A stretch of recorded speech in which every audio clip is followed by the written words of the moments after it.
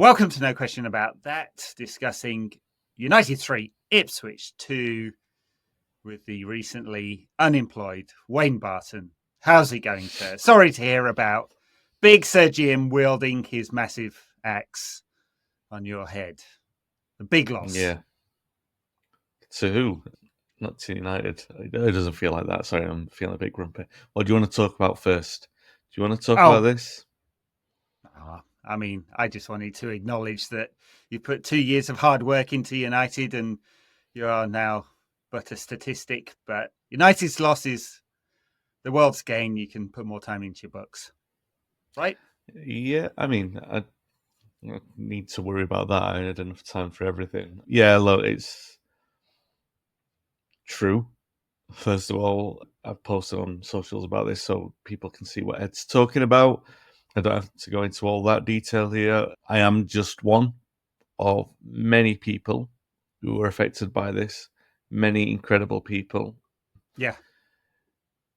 Including the people who have to deliver the news as well. It's really, really tough because we've had conversations before and I don't, because of the position I had at the club, it didn't always go into the detail. We'd have a conversation. I never stopped talking about it, but there were certain information, certain details I wouldn't go into because it's just, I didn't think it was my place, not because of protection or anything. It's just, or maybe a little bit of that. It's just not the done thing, and you don't want to do the thing. But I will say that a lot of people have lost their job, and they talk. Well, that much is obvious. But I mean, a lot of people, good people.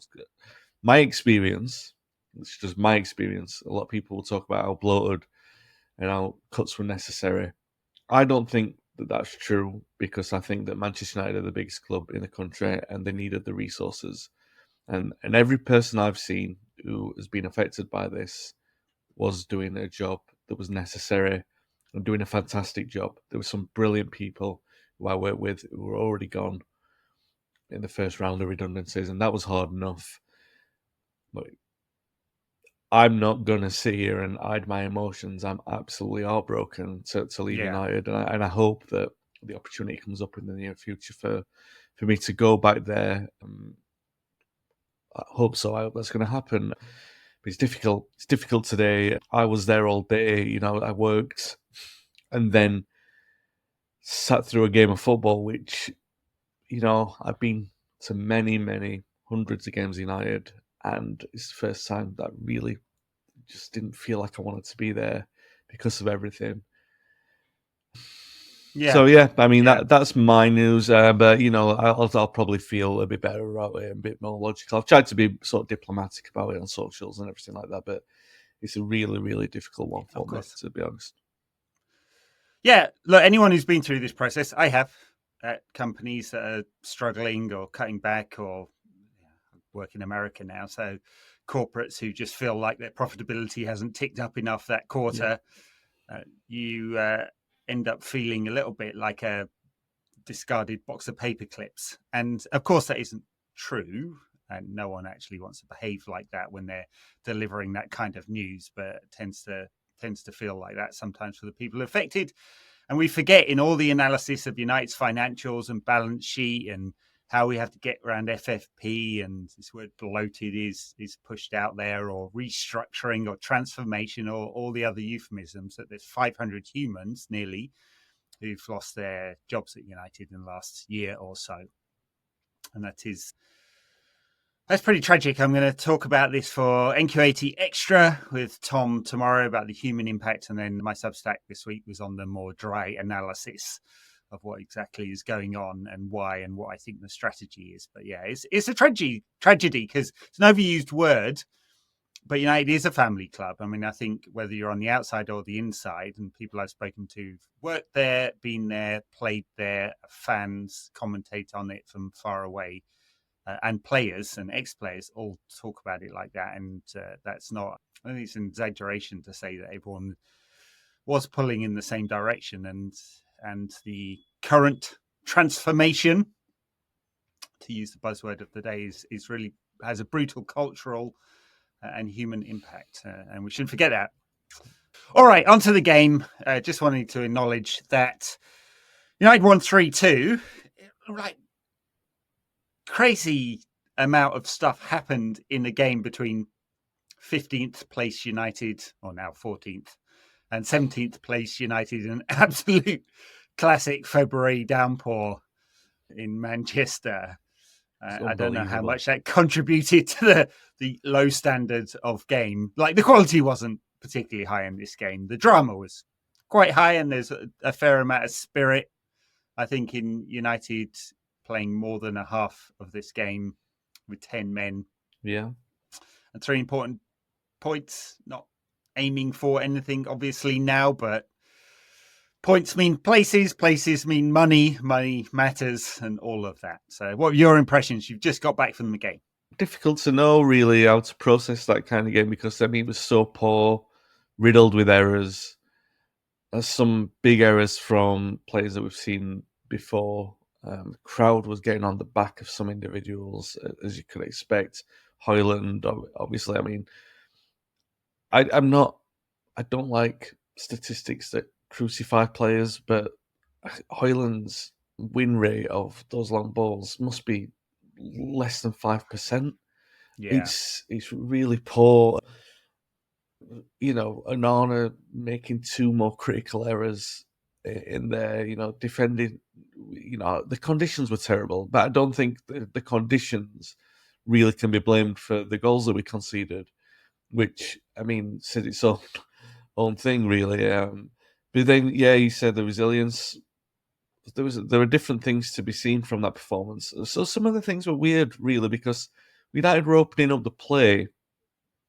I know you're asking me for a brief summary here, but one of my main takeaways from this was that more than one occasion I saw United open the game up, and they had no midfield.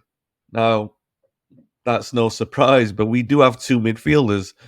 You know, historically, you'd say United play like that, and you know we've been missing a midfield for so long.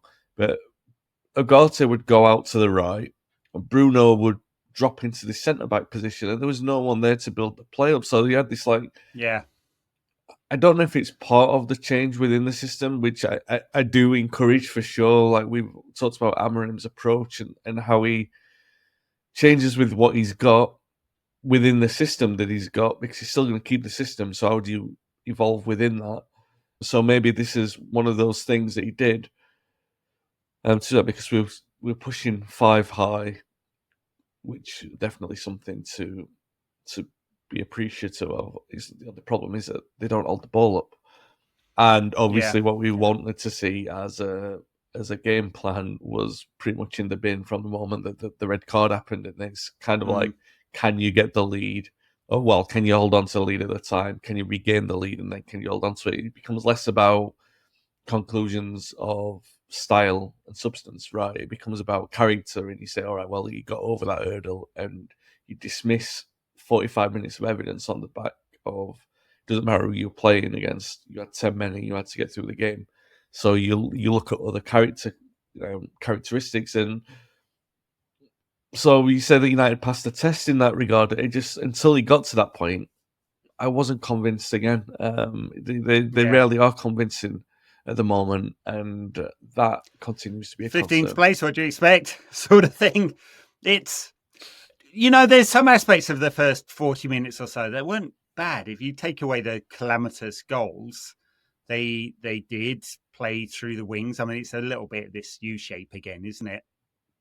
And they did play in wide areas in an interesting fashion. Dorgu and Garnacho linking up, and the same down the right-hand side, sort of, with Xerxes sort of drifting out there. Not quite as dynamic with Dalot and Xerxes, I guess. There were some nice passing moves. Xerxes, kind of interesting player in that I think his confidence is building, and he got good reception from the crowd by the end of the game.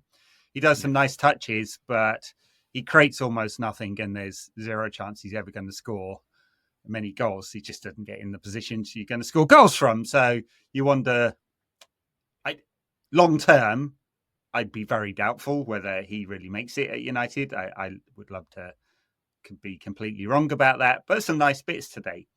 So nice enough for 40 minutes, but it's really hard to look at that in isolation without the calamitous first goal. You can blame Dorgu, you can blame Manana, blame them both for not communicating, but it's the kind of thing you see for schoolboy football. In fact, I was done like that when I was a goalkeeper for my schoolboy team. And I remember one going past me from back pass, and I felt like an idiot, and everyone blamed me for it. And I was like, hang on a minute, you passed it back, past me. Anyway, still hurts, Wayne, 30 years later. So, yeah, very poor communication between the two of them. I don't actually know why Anana rushed out, because if he hadn't done that, it'd have been easy. He just cleared it up really easily. So it seemed like a pretty bad mistake. Wayne? Yeah, I put both of them on the goalkeeper, to be honest, because the second one's a cross as well. I just think you're making decisions that you don't need to be making, and he does that. He did it, in the Everton game, pushing balls up, but into danger. And I just think, like, I know he said at the start of the season, didn't he? I'm going to be taking more risks, and he does. Not those kind of risks. But why? I don't. Yeah, that's it. I don't understand why you would. There's the old adage in football that when you are defensively catastrophic, you go back to basics, right? You don't take risks, but he still perseveres with this thing. Like, I do think, like, maybe it's the evolution of football. Maybe, goalkeepers have become personalities in a different kind of way. There's this whole element of he likes to be on the ball. We rarely see that from a goalkeeper in history, really. They're reactive. They're not people to dance around on the ball, but he loves having the ball, and then to sort of like give this foreboding forecast of, I'm going to be taking risks this season.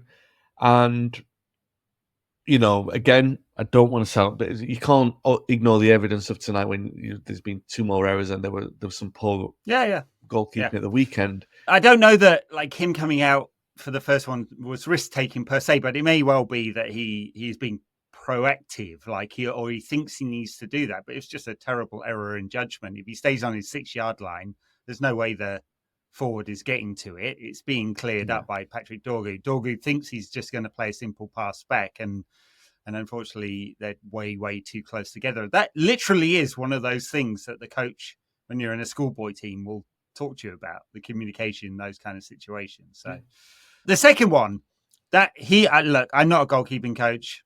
I'm making this up, honestly, but it seems to me like he takes the step the wrong way quite a lot. And there's something weird about his feet where he like steps out of the way. And I mean, I think if he stood still, that would have hit him.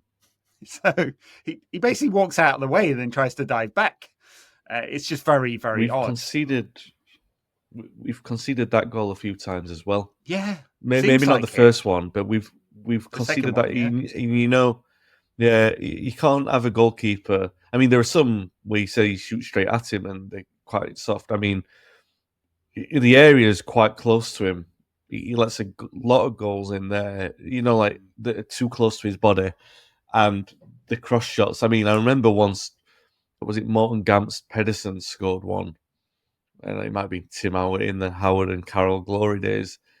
But you rarely saw them, but you see them all the time now.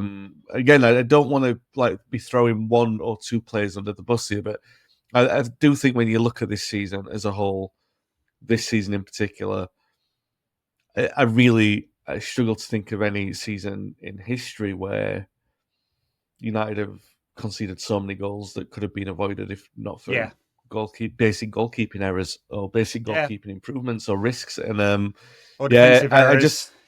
That one today was just at the wrong time as well. It was the wrong time. You want to be thinking just before half time, just get through to the break with the 10 men so you can reorganise and set out a game plan. And he switches off. That's switching off, and you've conceded a goal, and the entire, there's the crowd, they're all right, they're booing the referee, but they're getting anxious again. Do you know what I mean? That could have been avoided.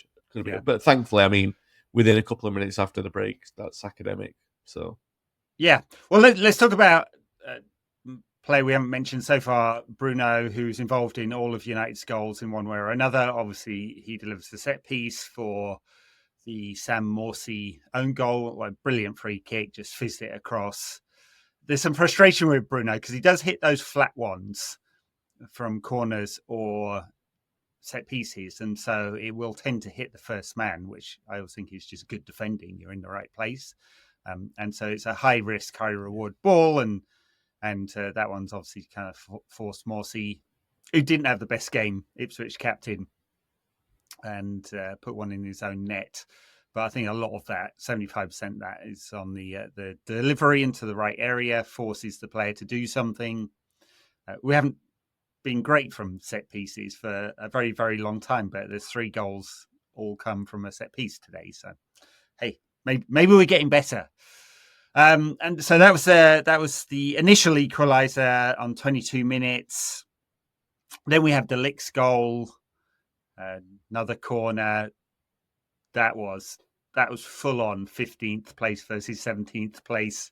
Scrappy nonsense that one was, but De Ligt reacted really well. He did react quickly for a man who doesn't move very quickly normally. He has turned around very quickly and slammed that in with his left foot. So good on him for that. Yeah, classic. Like you described it perfectly. Relegation, well, not even relegation. I don't think it had that kind of drama about it, but bottom end of the table, scrappy little quality. But yeah, I think the overriding point is that Bruno pulled us out of the hole again. It's funny to me that we scored 3 goals from set plays because we're so poor at them generally. Yeah. But maybe we're improving. Carlos Fernandez is working on it. Probably the conditions helped, to be honest, today, I think. But when it works, give credit. Bruno's again the main creative spark, not just on set plays. I think he was running like I said, he was dropping deeper and running the game. And I think in those moments where you are noticing subtle shifts, like little tweaks, what Amorim's trying, you look for the leaders who are trying to change that around. Maguire was trying different things. He was trying to be quicker with that. Yeah, all right. We've seen him try the long pass before, but he was trying to be quicker with it. And Bruno was trying to open up the space in there for them not to be so static. I think it was very important. I'm not saying United were much better. I've been quite critical of the performance here, but you could see what the little things that they were trying to do with Bruno dropping back. And I'm just not convinced by that black hole in midfield. Once he drops back and Ugarte dives off to the right. And also this other weird obsession that they get with set plays where they all lump it up to one area of the pitch, which I know a lot of teams do. But United tend to do it more than most. Like there's this clear directive of an honour to sort of hit it into the corner and everyone sort of fights for it. But United are just terrible at holding it up.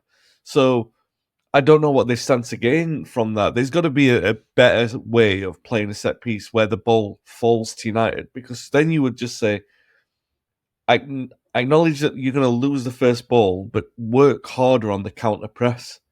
But United don't do that. What they do is they surrender the first ball, and then the players are all out of position for the counter attack. It happens every single time. And McKenna knows that. McKenna is drilled in that, and Ipswich didn't have the quality tonight to take advantage of that, but they could have done. They had opportunities to do that. Yeah, it is interesting because there's a bit of a trend this season towards slightly more direct play, given how coordinated and aggressive so many teams are with the high press in English football and have been for some time, following City and Liverpool's lead here, that a few teams are either countering that with the mid-block or going a bit longer. And United have been doing quite a bit of that, which is just kind of weird because we brought in a goalkeeper to play possession football out the back, become the third centre-back. Now we have 3 actual centre-backs, so one's redundant in the build-up. Darnish talked about it on the tactics pod. Yeah. Maguire often being redundant in that build-up.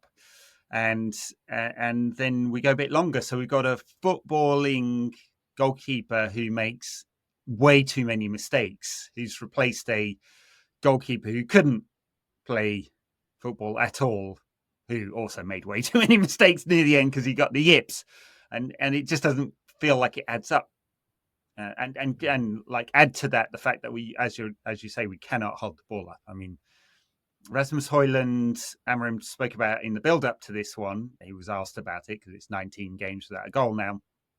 And he said some quite positive things about Højlund. Said they're working on it. Said he doesn't always make the right runs. Said sometimes he's too hungry to get the ball. He needs to, especially in the final third, to be nearer to goal and all of that. But he didn't really talk about his hold-up play, which is quite poor, honestly, as you mentioned. And that just makes the sort of long pass all the more weird in a way. So it just doesn't stick up there. But yeah. Anyway, I mean, good spirit to get back into it with De Ligt. Then we had the red card, which, as always with these things, there's going to be a ton of debate around. Honestly, I don't really see that there's any option. He didn't mean it. Of course, he didn't mean it. He didn't mean to catch the Ipswich player halfway up his shin with the stud showing or anything like that. He's caught a bit of the ball, but intent just doesn't figure into it. Hasn't for a long, long time. And so the referee, whatever speed they show him in slow motion to see where the contact is and at full speed to get the real sense of what happened. He's come from a long way. He's sort of lunged. I think that's going to be given as a red 100% of the time, at least in terms of the directives. It's really clear and might not be how fans see it or how ex-pros see it because they've played the game, but that's how the guidance is written on what counts as dangerous. So, don't know. Maybe you have a different opinion. I just don't see how the ref could have done anything different there. There was a bit of an incident just before that, like a flashpoint, where I'm coming straight from the game here, so I have not seen any of the replays of any of the incidents. I've only got my memory on it, and I asked you just before we came on air, and you weren't familiar with this, but there was an incident just before it where some people around me were going for a red card for the Ipswich player. I can't remember who it was, but I think he went in on Dorgu. I'm not categorizing that and sort of saying this is why he did what he did, but I think that sometimes in football games with momentum, when you get an incident, you often get a very quick flashpoint straight after that. So there was a challenge, and then there's another challenge, and I think it was something like that. Yeah, I actually, the only thing I have seen since is the red card, and I don't know. I think like it's high. You don't really give the referee much option there, and it's unfortunate. I think it happened. It's one of those things where the game is so fast now, and the challenges are so high that things like that happen. I don't think there's any intent in there. I think he's just kind of lost control, and the momentum in that moment has just kind of gone like, all right, he's gone in, and then you watch it back, and it's a red card. You can't avoid that. So yeah, there's 4 counts on which I think he could have given the red cards, and the dangerous one, and they don't all have to come in sequence. Any of them will do. Yeah. So endangering an opponent that's enough. And then there's guidance on what counts as endangering an opponent. So the height and the force will be enough there, and there's no mitigation. You can have mitigation for weather. You can have mitigation for that. You can have mitigation for space. You can have mitigation if someone has forced you into an opponent. So anyway, it's going to be a tough learning moment for Dorgu, but just a bit impetuous, I think, there. And maybe the previous challenge sort of got to him. It's not as if Amari Hutchinson was having a particularly good game, honestly. He didn't do anything against Dorgu. And I think it's, for me, a lot of promise in that left-hand side Dorgu, Garnacho link up. And Amorim systems do emphasize on these wide link ups. I mean, I'm not saying it's perfect by any means, not saying that Garnacho did loads, but the two of them together, unfortunately, Dorgu's going to miss 3 games now, which probably means we get Diogo Dalot back at left wing back. Joy! That's awesome. Awesome stuff. All right. So United go in at the break, and I mean, pretty chaotic going, but it come out straight after half time. It's another set piece. Harry Maguire with his hair all brushed down like he's in the in-betweeners. It's the weather. Let's just say it was the rain that got to him, but gets his old big head on it. Thumping header. Great header. Yeah. And 14th goal for United, which is, I mean, in how many years? 2000, was it 2019? So we're talking 6 years. 5 years, yeah. It's not actually that impressive, is it? But well, no, wait, Harry, no. I mean, I was trying to. It sounded too critical. I'm not being critical of him, but I was trying to look at the numbers. It is that impressive, but it's not. I mean, 14 goals in 5 years, 6 years for a centre back isn't really. Yeah. 14 goals in 5 years. Yeah, I mean, when he came from Leicester, he didn't have a particularly good scoring record, and a lot of his reputation was from scoring a couple of goals for England in the World Cup. I thought. I think he should be more dangerous, given his physicality. He's not great, as we saw at the weekend. Not always great at jumping. He's old Arry for a big lad. And so the record isn't amazing, but it was an important goal tonight. Winning goal tonight. Yeah. And timing is everything. Yeah. Look, one thing I'll say about Harry is that he's got his strengths and weaknesses. I don't think you can ever doubt his character. I don't know whether the character played a role tonight, but they defended pretty well for that second half. Like after being, after giving up 2 calamitous goals, I don't remember another really good chance for Ipswich after that. So that's but I some think props there. Yeah, some, but 2, but in one game is quite high, right? Do you know what I mean? Just because there wasn't another one after the second, I'd say 2 is quite high. But no, look, 10 men. They saw the game out and tried to build on that and attack. Do you know what I mean? They didn't just go all right, and they could have done. We've seen shaky United performances, so. I mean, in the spirit of trying to say that there were positives to take from this, because I have one thing that I've said amidst the cacophony of defeats that we've had is that it's just been difficult to see any positive change. But what I will say that the positives that we've seen tonight is that there's some kind of work going on within that system, which is a pleasant thing to see. And the other thing is the character to win with 10 men.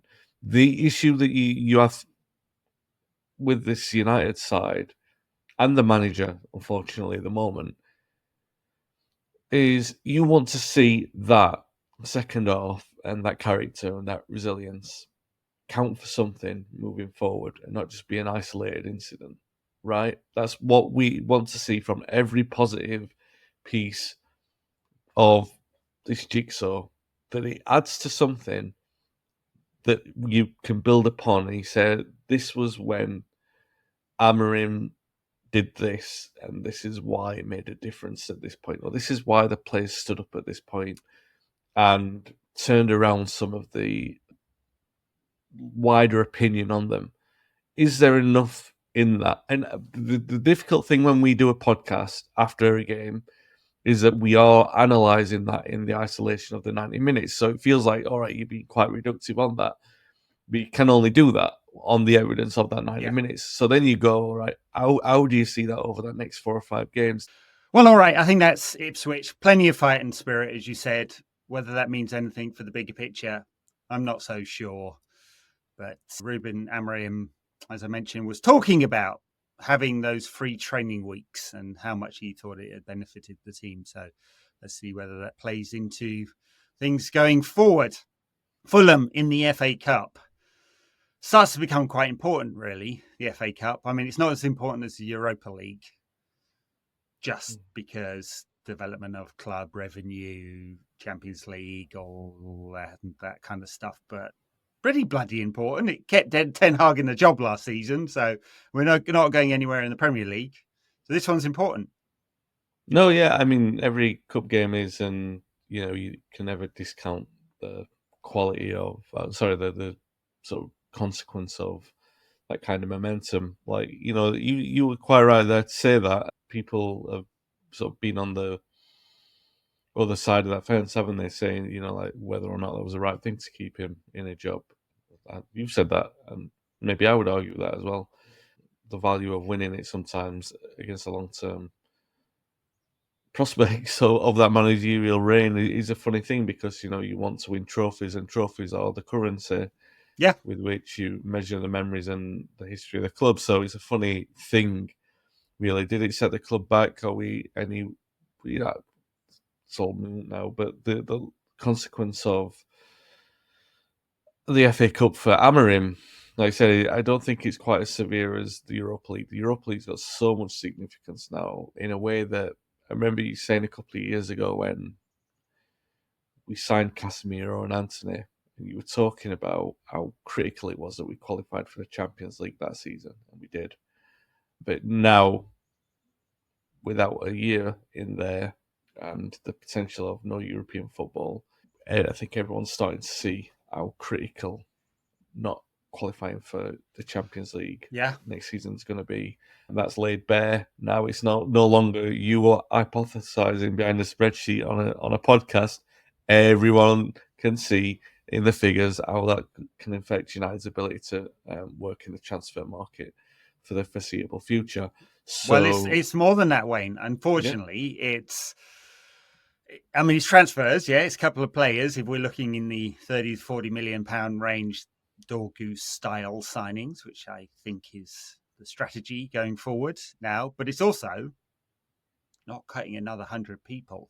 Yeah, or it's me. Yeah, exactly. The catastrophic thing with Casemiro and Anthony, and I'm not like picking on them as players or anything like that. It's the nature of the deals. You just keep paying for it over and over again.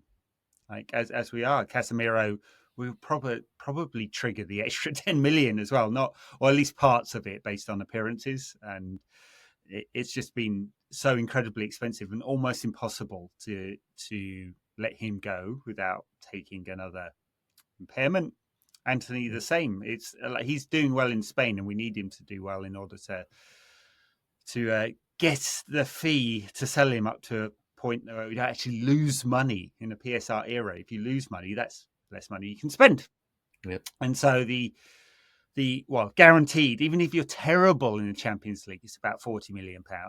If you're not absolutely horrendous and you make it into the top 24, it's about £50 million. If you get into the top 16 with all the win bonuses and all of that, it's probably about 60. If you make it to the final, you make 120 plus, especially being from a big TV market like England. So yeah, incredibly important. That's all down the line. But that's why the Europa League is important. FA Cup's different, right? There's not loads of money on the table. It's glory. Like in the end, what do we remember from the 1983 and 1985 seasons where United were pretty dog shit? We remember winning the bloody FA Cup, don't we? Or for older folks, go back even further than that. No, you're right. And the FA Cup has got this long history with United, who are now equal or close to equal with Arsenal as record holders. Some incredible memories. Even last season, you talked earlier about chaos. And, that was that season last season. And remember Casemiro scoring in the last minute at Forest and thinking, oh, is that going to be Ten Hag's Mark Robbins moment? And then the incredible game against Liverpool in the quarterfinal. Incredible for many different reasons against Coventry, some similar reasons against Coventry in the semi-final. And then the final, in which, United played a 4-2, 4-4, 2-2, the 2-2s both being midfielders, no striker formation, but could have scored 4 goals in the first half. And we remember them. You remember the run. You remember playing Liverpool in the semi-final in 84. You remember playing Arsenal in 83 in both semi-finals, and Derby in the semi-final in 76, and Leeds in the semi-final in 77. Some epic games along the way, because if you can't win a league title, then you talk about football being measured in moments, and the moments along the way for trophy wins, obviously, are important now. United's cup run so far is pretty much bland. No, maybe a bit harsh, but the way that we qualified for this round was completely unconvincing. The way that we just got through against Leicester with that disallowed goal. Fulham are confident visitors to Old Trafford. Yeah. They have been. They scored that goal last season when they had Traore making. Not that this is any great achievement considering the rapid pace of Traore and the not so rapid pace of Arry Maguire, but he made him it look really bad last season in the league game. So they have weapons. It's also fair to remember that when United have won at Craven Cottage over the last 3 seasons, Yeah. 2 of those have been in the last minute, and the last one was that Martinez shot from 25 yards. So it's been quite fortuitous when we've won against them. So you've also got to remember that United are carrying a lot of injuries. This isn't a given. Like, no game at the moment is a given for United. They're playing at home. It's going to be a really, really tough game for us. And it's not one where I can sit here and confidently predict that United are going to win, because I look at the dangers that Fulham have got in different areas. I think, oh God, they could expose all United's weaknesses, especially now that we've got all the injuries that we've got, and we're not. I think Dorgu will be suspended for the FA Cup, right? It's all domestic games. It's domestic games. Yeah, I always forget which competitions it applies to. Yeah, probably. They've won 7 out of their last 10. Fulham. They're actually playing well. They are in form and confidence, and they're set up pretty well, I think, to play us on the counter. So, we'll ineffectively probe in front of them and they'll hit us on the counter. It's the cynical way of seeing this game. I see a lot of dangers in this one. Obviously, I just think we're primed. Thin squad, 4 days turnaround. Unfortunately, this will have taken a fair bit out of the players. So they played half the game with 10 men. One of our more physical presences will not be playing in Dorgu. We've needed that. His impetus, just the physicality, and his running is, as well as his quality, has added quite a bit, I think, even in these 3 games. So we're going to miss quite a bit, I think. A lot of red flags, just in the analysis. Also, the balance that he brings to the side is very, very, very simple. But the balance of having a left footer on that side and the right footer on the right hand side has been critical to the baby steps. Slightly better against Everton, slightly better against Ipswich tonight. But that's only because of the fact that there was balance there. That's not to say that United were particularly good. It just means that they've looked more balanced, and you can underestimate. Something we said before we signed Dorgu was the fact that because he was left-footed, you can underestimate sometimes the simple exponential growths that you get from seeing square pegs in square holes. I know it sounds a very reductive analysis or very basic, but it is really, you do see the small stepping stones like that for United, and that's what it has been. So now to go back to this unfortunate balance that we're going to have there is going to be something that Fulham will be looking to exploit, and they probably will. Yeah. Sadly, you can't help but you go through the 7 stages of a football fan's grief here, don't you? We've now got to the acceptance that we're shit. I'm not casting doom and gloom on that. What I mean is they will cause problems. Because, they will. Look, they're a good side. We're not a particularly good side. We're trying to find the to use that word again, balance in how we play. Amorim after the game tonight said they were looking to play a bit more as a 5-3-2, obviously looking to not give away too much. Yeah, that worked. Nothing about this systemic approach that gave away 2 goals there from United. So I'm not laying that on his doors, just a little bit of an irony there. And absolutely that balance on the pitch around the left-hand side, the connectivity that we like to see, or Amorim likes to see, between his sort of inside forwards, wide 10s, whatever you want to call them, and the wing backs. It's really important in his system. You look at how many goals his Sporting side scored from cutbacks and overloads down into wide areas, for those third men runs, or for Goicoechea to finish. And he just doesn't have the personnel to do that. And that's why Dorgu's his first signing. because he's the archetypal player to play in that role. And so he will be missed for these 3 games. And United will have to find another solution. It's really difficult right now because like the things he wants are the things he doesn't quite have. He's making compromises with the back 3, having 2 fairly static players in there. He's making compromises at wing back. He's making compromises in central midfield because Bruno's dropping deeper. It's a needs-must situation now in order to actually progress the ball. Unfortunately, that compromises our our attacking impetus further upfield because you've got different players coming into there. As much as we talked about Josh Xerxes' qualities earlier, he does not create chances like Bruno does. He doesn't finish chances like Bruno does. He's not as quick as Bruno is. He's not as hard a worker as Bruno is. He's not as big a leader as Bruno is. Apart from those things, what has Bruno ever done for us? For goodness sake, do not ever offer your services as Josh Xerxes motivational speaker. I don't hate him. Honestly, I don't. I just, unfortunately, he's not Bruno. And that's his problem. Not his fault, but his problem.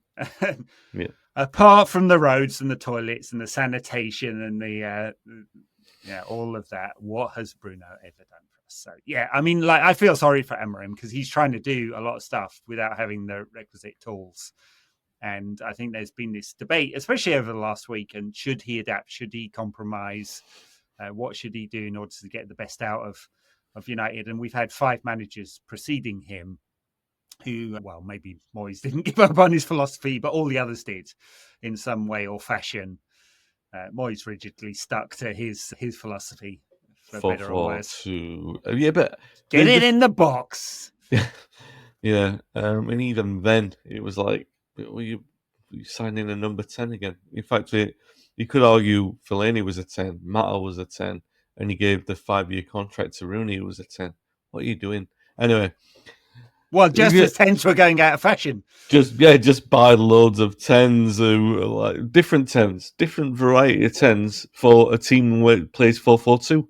Anyway, so, but the thing is, with Amorim, is the thing that I've been saying for maybe three weeks or so, is that you want, or he's not going to change the system, but it is about the adaptation from within it. So, all right, you know that it wasn't working the way that it's supposed to work with the players that he did, that he was choosing at the time. And obviously the injuries have changed how flexible he can be with that. So you can't be too critical on the choices that he's making.